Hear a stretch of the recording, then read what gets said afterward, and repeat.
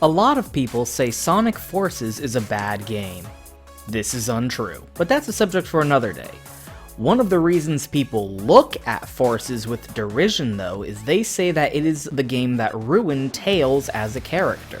That it's impossible to be a fan of Tails anymore. That they've undone all his character development, etc, blah blah blah. And honestly, this is a take I didn't really understand the source of when it initially started making the rounds on the internets. Because when I first played Sonic Forces for that first time, my takeaway was that it was good for Tails' character. That it finally pushed his development forward after he'd been stagnating for a while.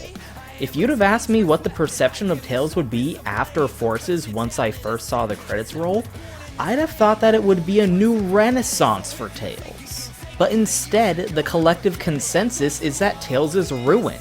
Frankly, it seems to me like this is a take that only really has root because so many of the people stating it didn't really play Sonic Forces.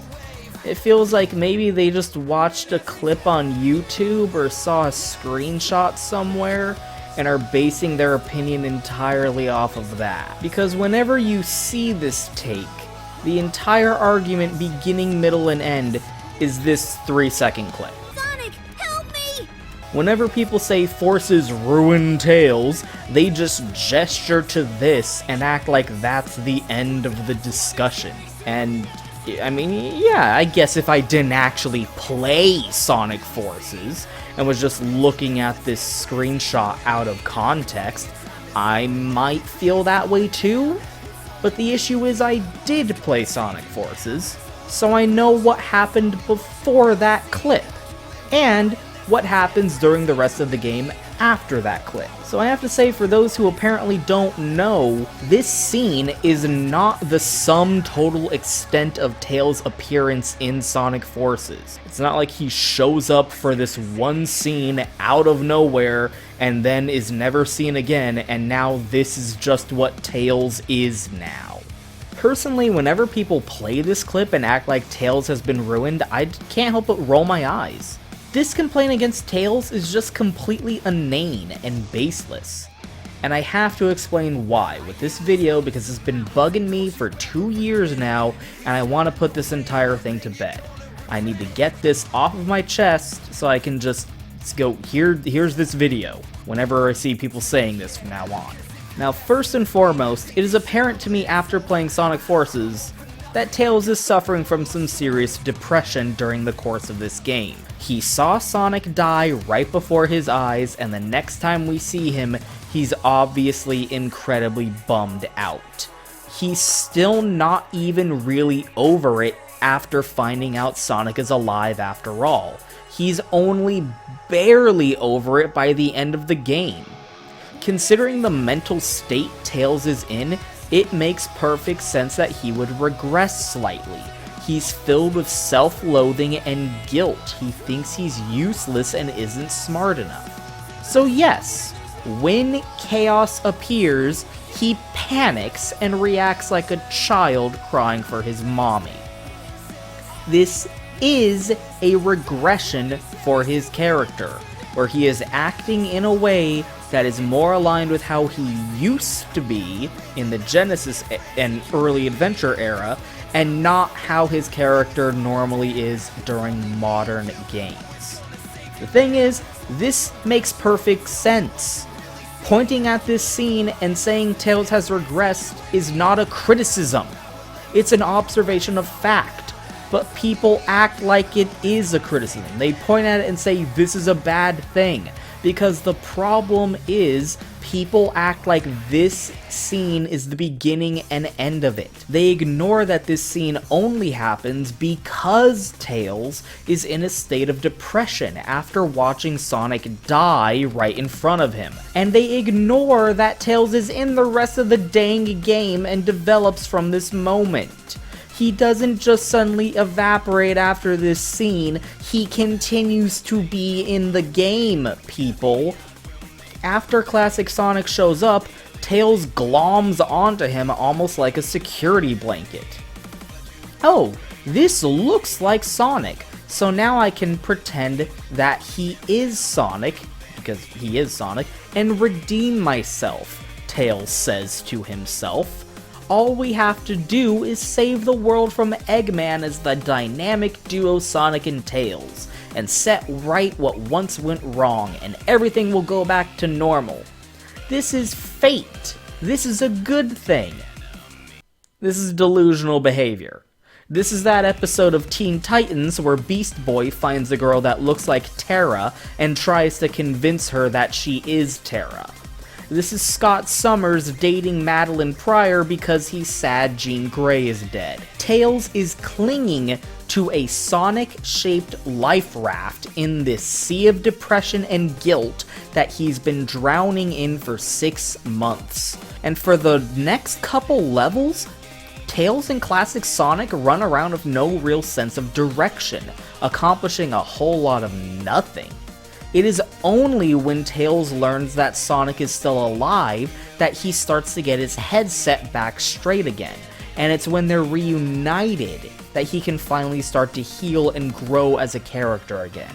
And this manifests in the form of Tails taking a leading mentor role, becoming the big brother figure for classic Sonic and Rookie the same way Sonic originally had been for him. Now at that part you might say I'm reaching, but after this it starts to feel like Tails and classic Sonic become a duo, where Tails is more in the player 1 position and classic Sonic is his sidekick. It wouldn't be a stretch at all to interpret the classic Sonic stages as being stages where classic Sonic is following behind Tails, chasing after him to keep up, the same way that Tails always kept up with Sonic in the Genesis games. Now you could say there's no foundation for that read, but I mean there's a lot of off-screen action in this game. Levels where a full-scale war is going on in the background, entire platoons of furries are being wiped out, battleships getting blown out of the sky. We don't see it, but the character dialogue during the level states that it is occurring. So if we can accept that Operation Big Wave is happening off-screen, can't we also entertain the notion that Tails is running just off-screen to the right in any given classic Sonic stage, and classic Sonic is just running along trying to keep up with the fox? No? Well, there's still the scenes of Tails encouraging the Rookie character just like Sonic does. Sonic builds up and believes in the Rookie, pushing him to gain confidence, and Tails ultimately does the same. Tails does the same thing for the Rookie that Sonic does, by telling him that he can use the power of Zawarudo to stop the Phantom Ruby and encouraging him that he can do something no one else can. Tails also says this of classic Sonic, that he trusts this little mini Sonic who doesn't have the same life experience that modern Sonic has. Classic Sonic's entire adventuring career so far has been Sonic's 1 through 3 and Sonic Mania. Classic Sonic hasn't even killed a single god yet. But Tails says classic Sonic can do anything modern Sonic can, like a supportive and trusting big brother. That was my primary read on where Tails ends the game, that he has truly taken a position that is equal to Sonic, where Tails can now have and support sidekicks of his very own. He can build up the next generation of heroes, and stands as the mommy to Sonic's daddy, in a totally platonic way. Shut up. The opening scene where he watched Sonic die served to humble him as a character after how he'd been during games like Colors and Lost World, letting some of that hot air out of his head and bringing him back down to earth. So as far as my interpretation of Sonic Forces goes, for me, this was a good game for Tails, and that finally pushed him along as a character and developed him positively. But no, shut up though, I hear you say. That entire reading depends on some weird interpretation of Tails being in a state of depression at first, which is stupid and dumb, and you're wrong. Now, whenever I say Sonic being beaten to death in front of his eyes at the beginning of the game put Tails in a state of depression, I always hear the same thing back. Tails watched Sonic die at the end of Sonic Adventure 2 also, and he didn't get depressed there, so Tails getting depressed from watching Sonic die in Forces is stupid and wrong. First of all, if you're gonna sit there and seriously tell me that this... Now for a little space ride. Capsule clears the colony bare. I'm counting on you, Tails. Amy, take care of yourself. Farewell, Sonic the Hedgehog. Sonic! Farewell, my admirable adversary. And this? Tails, I need to know what's going on with this guy. I'm trying, Sonic, but these readings are all messed up. They don't make any sense. Go! Running out of time here, Tails. Go!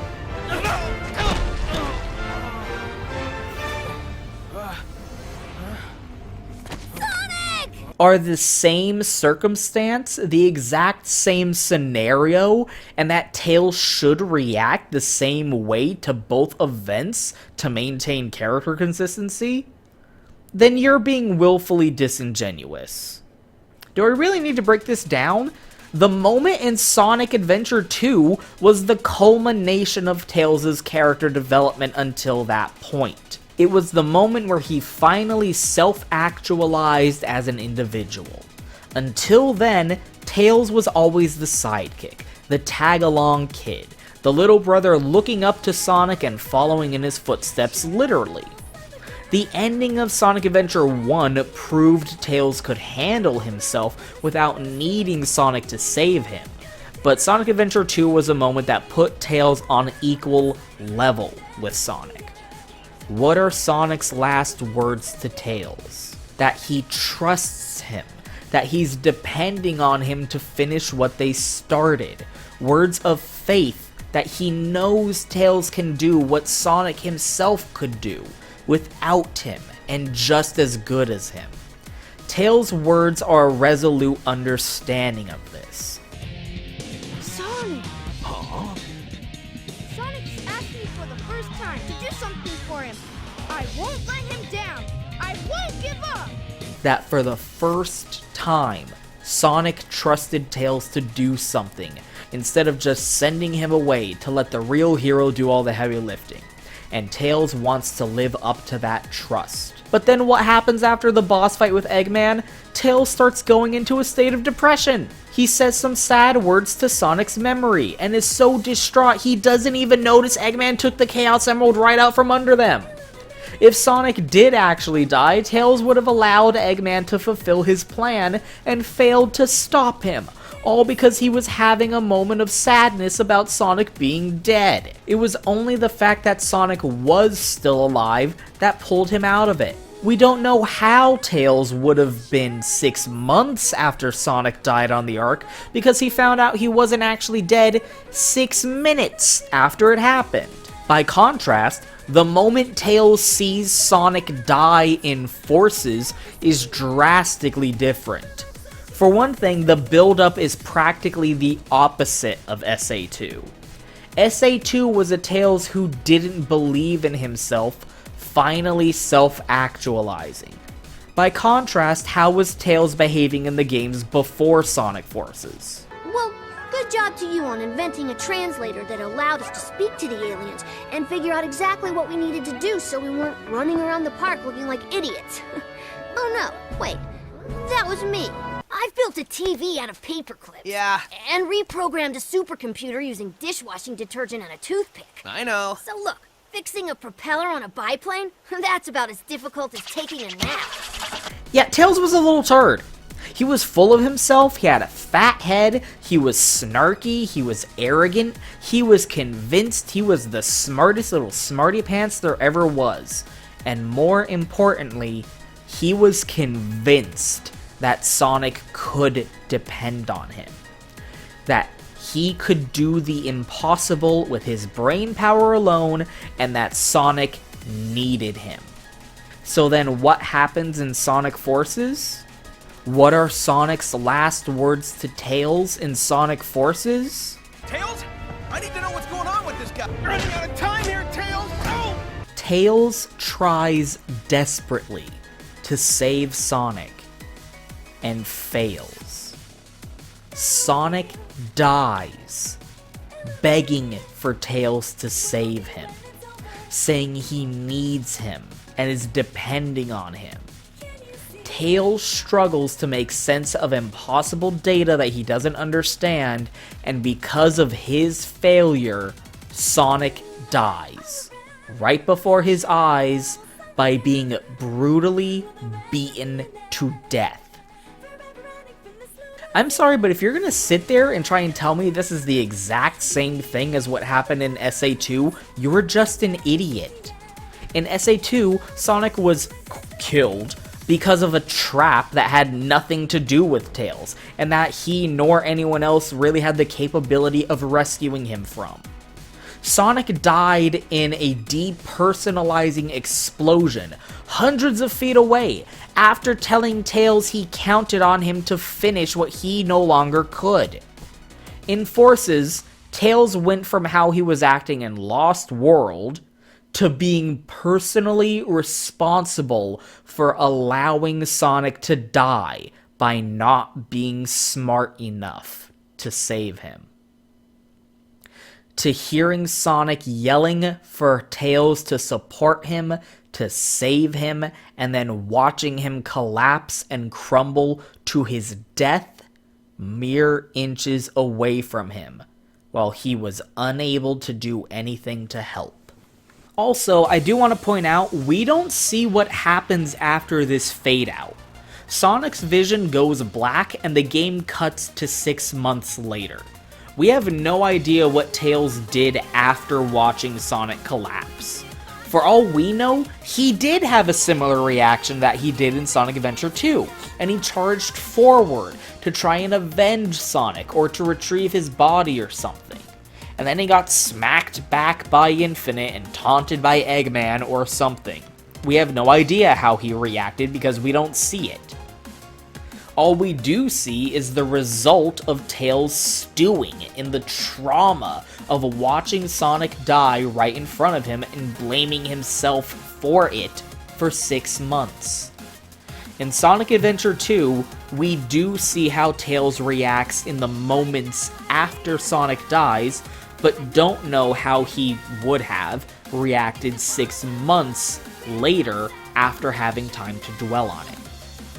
In Forces, we don't see how Tails reacts in the moments after Sonic dies, but we do see how he reacted 6 months later after having time to dwell on it.